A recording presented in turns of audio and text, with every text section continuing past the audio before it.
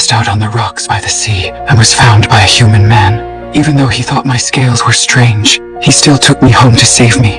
I slowly woke up, but when I opened my eyes, I saw a stranger. I instinctively went into fight mode, grabbing his neck and pinning him to the wall. He tried to calm me down. Just then, a box lit up and made noise, which scared me. I threw my trident at it without a second thought, but then the pain from my wound hit me, and I passed out again.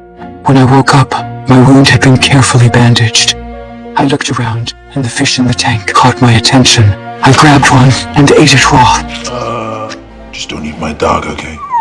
I backed away cautiously, but he didn't mean to hurt me. He handed me a cup of warm tea and showed me how to drink it. His kindness made me let my guard down. I told him who I was. I was the Queen of Atlantis, who had run away to escape a political marriage. Tom was just a simple lighthouse keeper, but no one could match his gentleness. Soon we fell in love. I quickly got pregnant and gave birth to our son, Arthur. I often held him and told him stories about the underwater kingdom. But our happiness didn't last long. One day, the dog started barking in alarm.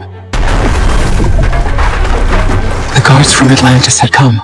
I immediately handed Arthur to Tom and told him to hide our child. I knew they were sent by the king to take me back, to keep them from hurting my husband and son. I attacked first. I caught the trident Tom threw to me and quickly took down all the guards. Even though I didn't want to, I knew I had to leave. This place had been exposed. As long as I stayed, more guards would come, fighting back tears. I gave Arthur to Tom. I had to surrender to the king and go back to Atlantis, but I believed our family would reunite someday. Back under the sea, I often heard news about Arthur. He had always loved the ocean and was a regular at the aquarium. Then one day, he was bullied by two older kids. No one expected a shark to suddenly rush at them, even cracking the glass. All the children were terrified, except for Arthur, who didn't change his expression. He just reached out his hand, and the shark calmed down. Arthur was beginning to awaken his bloodline power.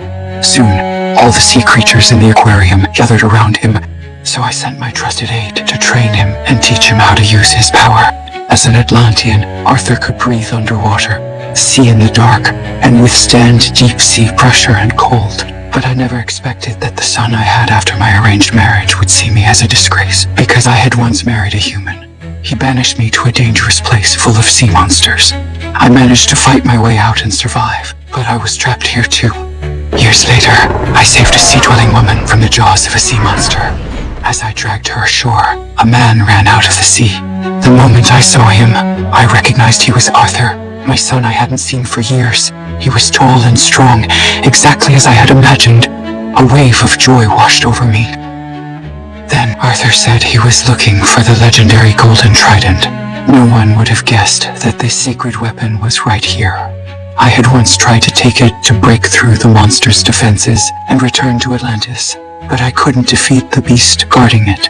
Hearing Arthur's call, my joy turned to worry. But I didn't stop him. The path ahead was dangerous, but it was the only way to become a true king. Luckily, Arthur had awakened the ability to talk to sea creatures. He earned the guardian monster's respect and managed to touch the trident. The moment he took hold of it, all the sea creatures connected with him.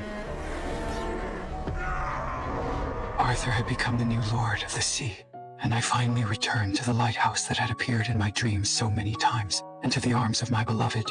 This time, no one could ever separate us again.